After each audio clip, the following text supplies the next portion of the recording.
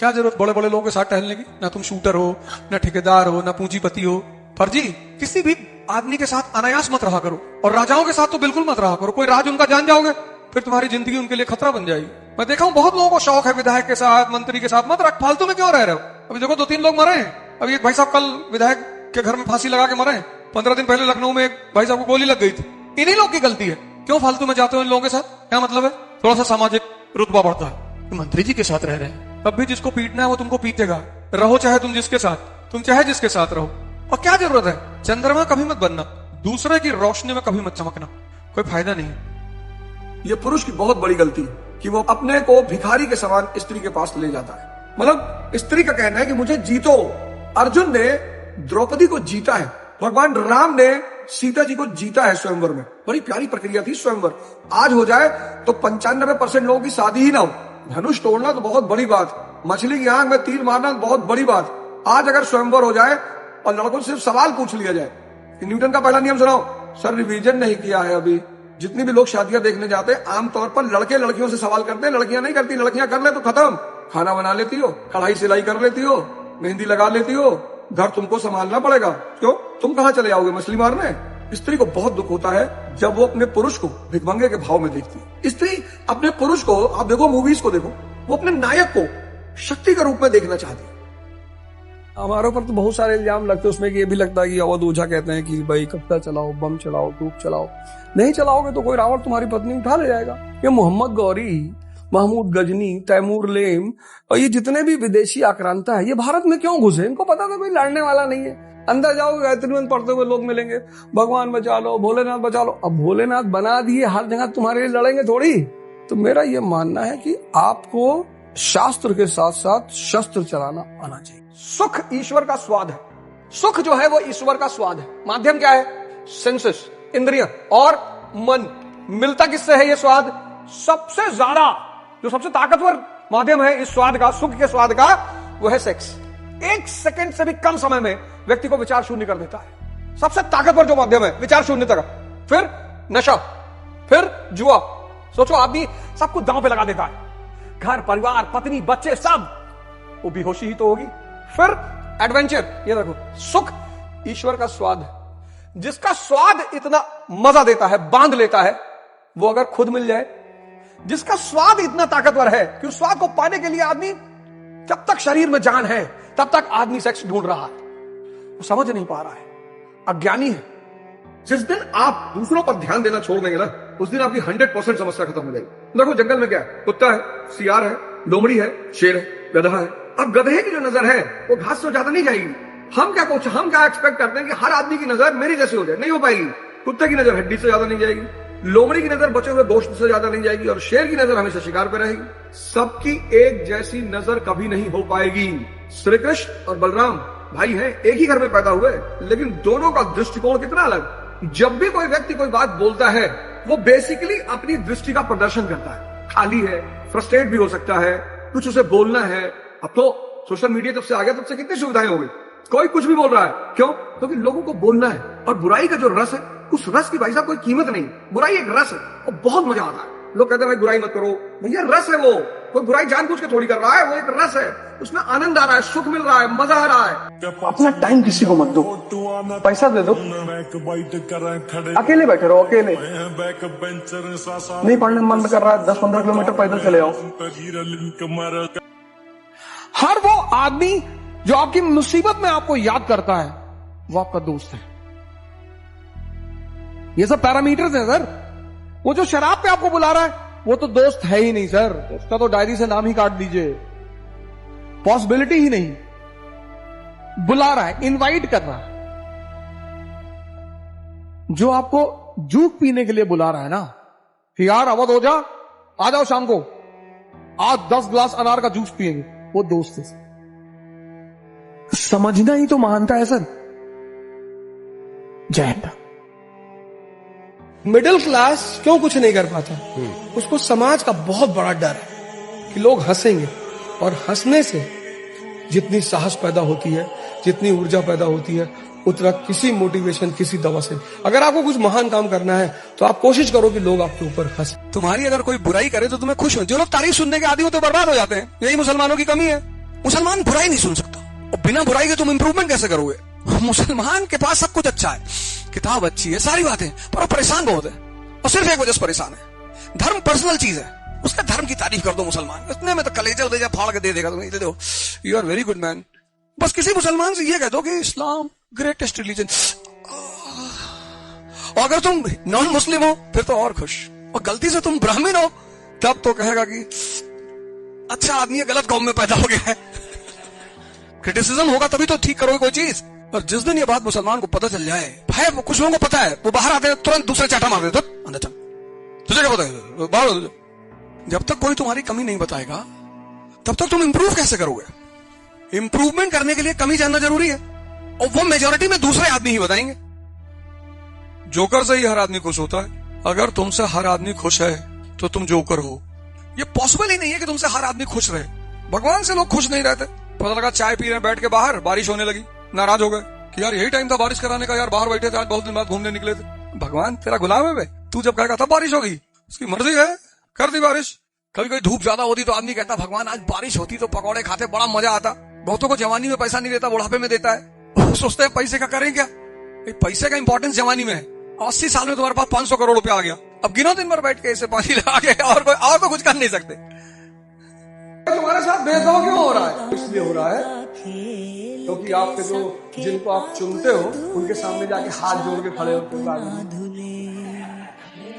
हिंदुस्तान का राजा हिंदुस्तान के नौकरों के सामने खड़ा होता है, हाथ जोड़ के, बड़ा खुश होता है कि नेताजी हमारे घर आए थे, मुंह पे थूक के गए कि नहीं? भैया थूक के गए थे भैया, हमारे भी मुंह पे थूके थे भैया, और भैया हमारे बच्चे के भी मुंह पे थूके थे। इधर आ तू, इधर आ, ये देखो भैया हमने पूछा नहीं भैया, नेताजी कितने खुशी होते हो तुम।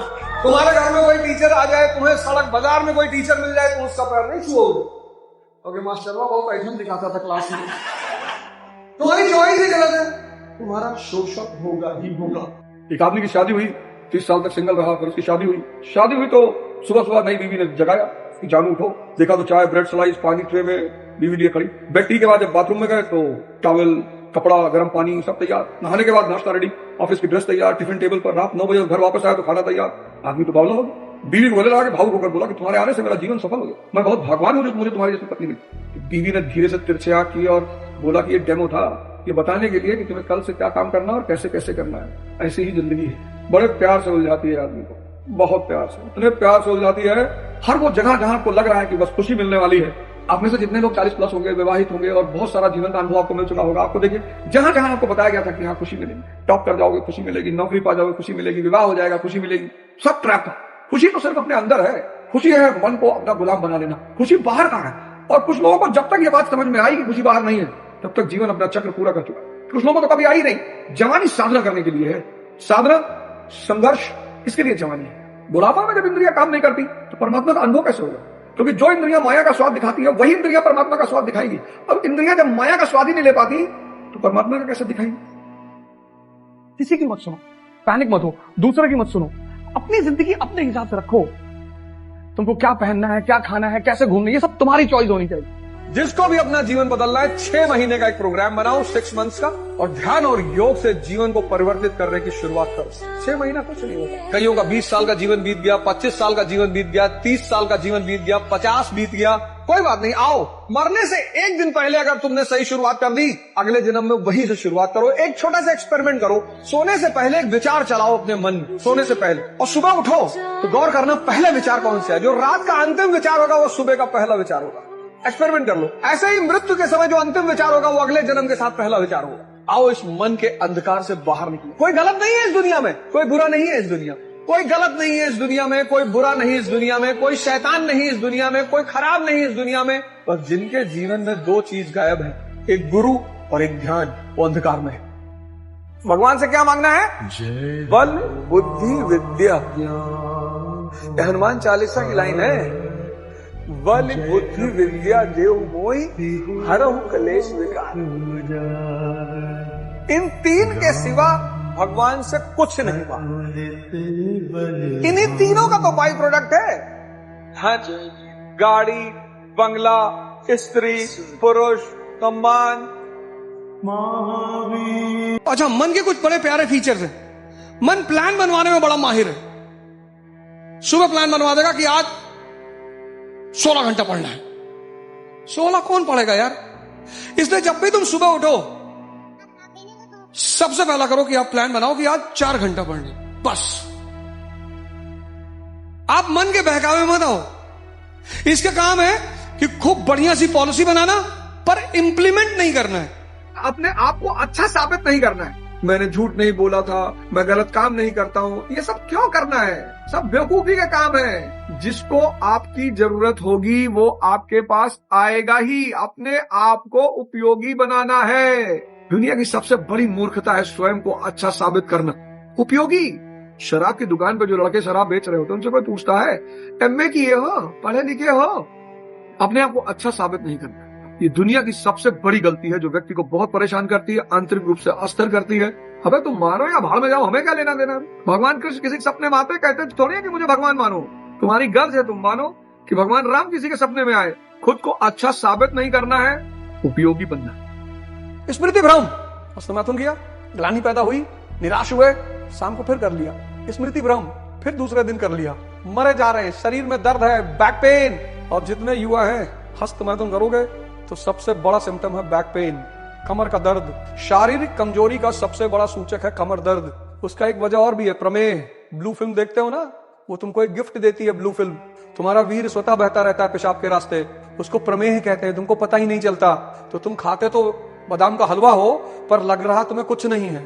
उसकी वजह है स्पर्मोहोरिया। इसको इंग्लिश में कहते हैं स्पर्मोहेरिया, हिंदी में कहते हैं प्रमेह। एक ही इलाज है, एक तो ब्लू फिल्म देखना छोड़ दो, दूसरा कपालभाति। 10 दिन कपालभाति और भस्त्रिका करके देख लो, कमर दर्द नहीं खत्म होगा। दोबारा मेरा शो कभी मत देख लो। लेकिन पहली कंडीशन वही है, विषय। विषय से क्या? आसक्ति। आसक्ति से क्या? कामना।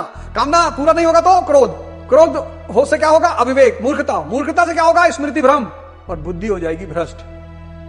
वो कहता नहीं, विनोद कहता है हम गरीब हैं, गद्दार नहीं, इसीलिए तो गरीब हुए, क्योंकि अमीरी की पहली शर्त है गद्दारी।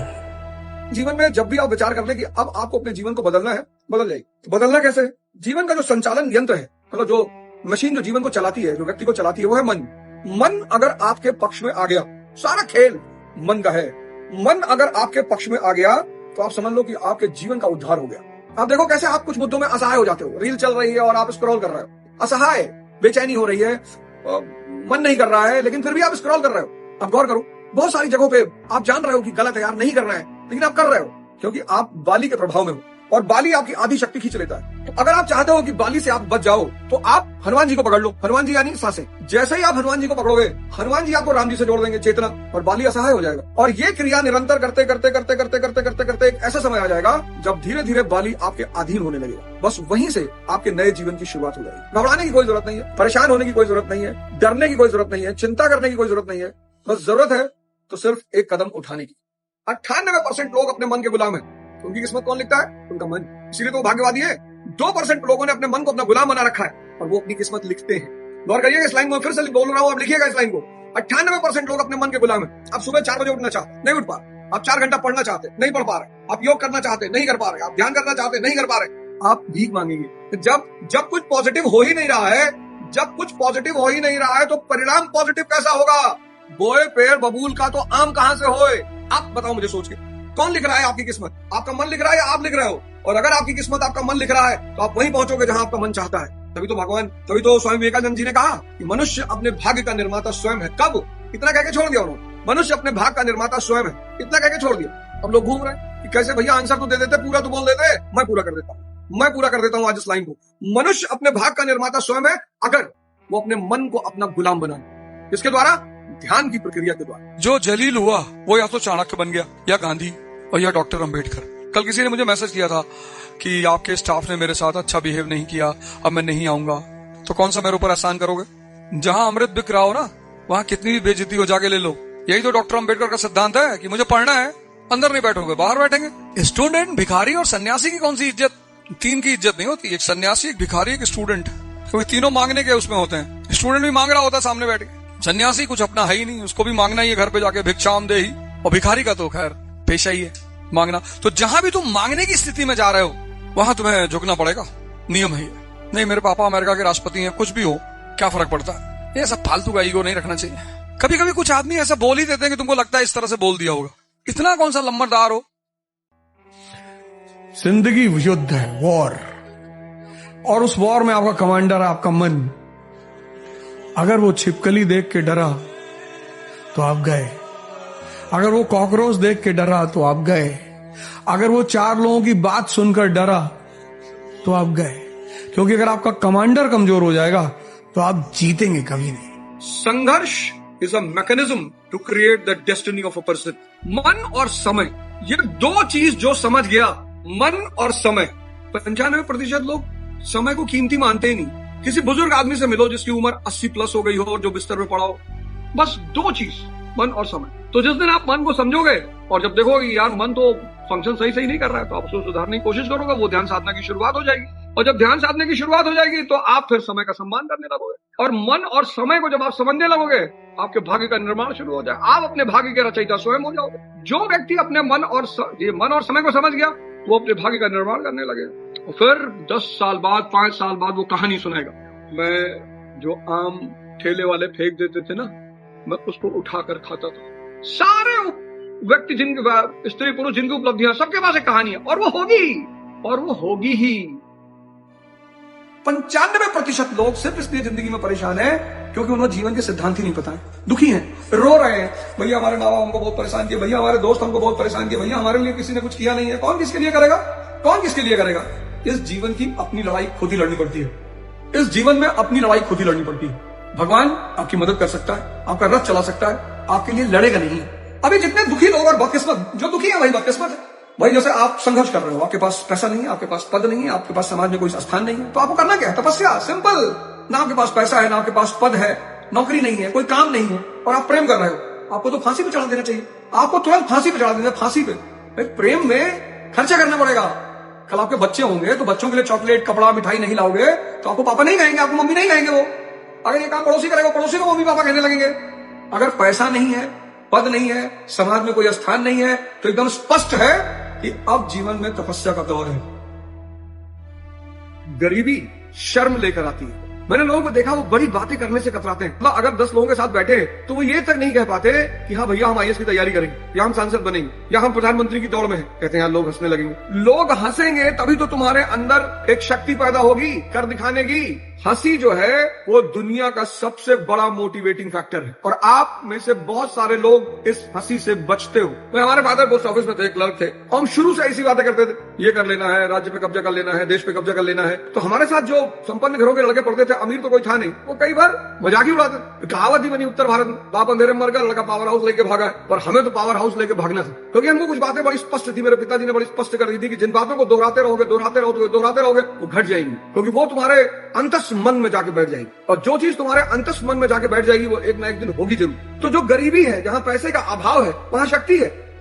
मैं बार बार एक बात कहता हूं, बार बार, अगर आप अपने मन को समझ गए और आपने अपने मन का शोषण शुरू कर दिया, तो आप अंदाजा नहीं लगा पाएंगे कि आप कितनी ऊंचाइयों तक पहुंच जाएंगे। मैं आपसे बार बार कहता हूं कि जीवन में आपका भाग्य या तो आपका मन लिखता है, और आपका मन कब लिखता है? जब आप मन के इशारे पे चलते हो। आज आप देख लेना, अगर आप अपने मन के इशारे पे चलते हो, आप अपने मन के गुलाम हो, तो आपका मन ही आपका भाग्य निर्माता है। लेकिन अगर आपने अपने मन को गुलाम बना लिया और वो आपके इशारे पे चलता है, आप भाग्य निर्माता हो।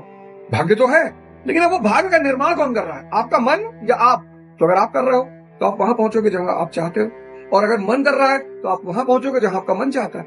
सिंपल सिंपल, बहुत सिंपल सा सिद्धांत है, बहुत सीधा सा सिद्धांत है।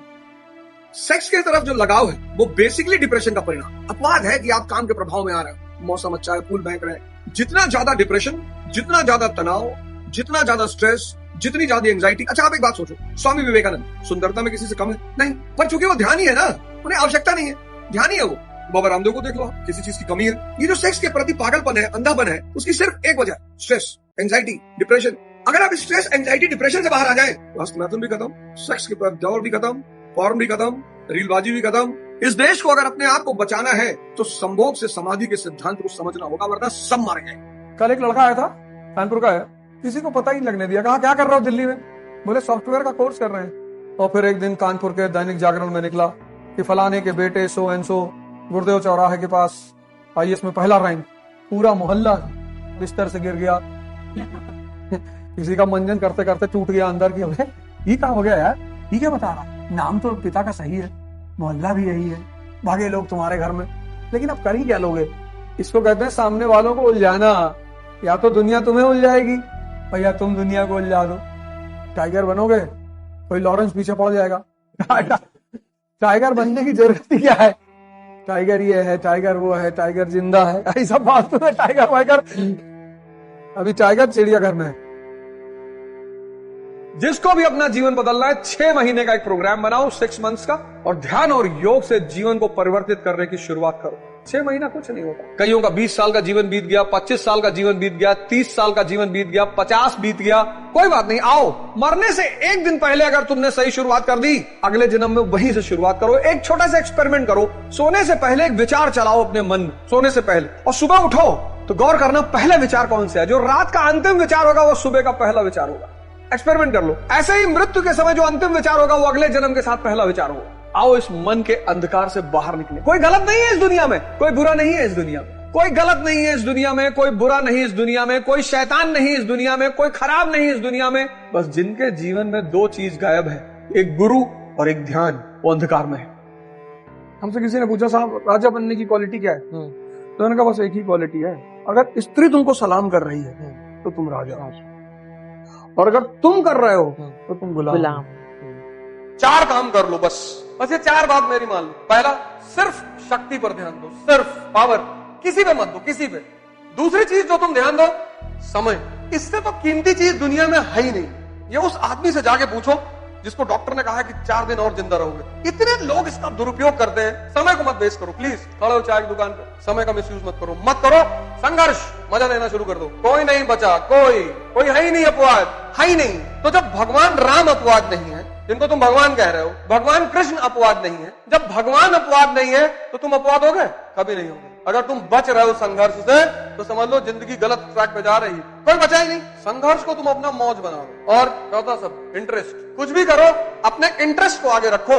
इंसानियत एक अलग चीज है। कोई आदमी सड़क पे गिरा है, तुम उसको नहीं जानते हो, उसको अस्पताल पहुंचा दो, ये इंसानियत है, बड़ी चीज है। इतना काम कर लो बस। ये 4, पावर, समय, संघर्ष और इंटरेस्ट। हर फ्रंट पे नहीं लड़ना चाहिए। जब आप चारों तरफ फ्रंट करोगे, आप आईएएस की तैयारी भी कर रहे हो, आपने गर्लफ्रेंड भी बना ली, आपने बड़े चाचा से दुश्मनी भी कर ली, और आप एक छोटी सी आटा मिल लगाए हो, आप कुछ ना कर पाओगे जिंदगी में। ऊर्जा एक दिशा में बहनी चाहिए, एक दिशा में। तभी तो कहा, एक साधे सब सदे, सब साधे सब जाए। चक्रव्यूह में घुसने से पहले उससे निकलने का रास्ता भी पता होना चाहिए। 5 साल कोटा में, 8 साल दिल्ली में तैयारी कर रहे हैं, ये कोई तैयारी है? स्टूडेंट लाइफ में आप मस्ती करते हो, बहुत अच्छा, पर कॉम्पिटिटिव लाइफ में आप मस्ती नहीं कर सकते हो। जब आप कॉम्पिटिटिव लाइफ में आते हो तो आप कॉम्पिटिटर हो जाते हो, आप स्टूडेंट नहीं बचते।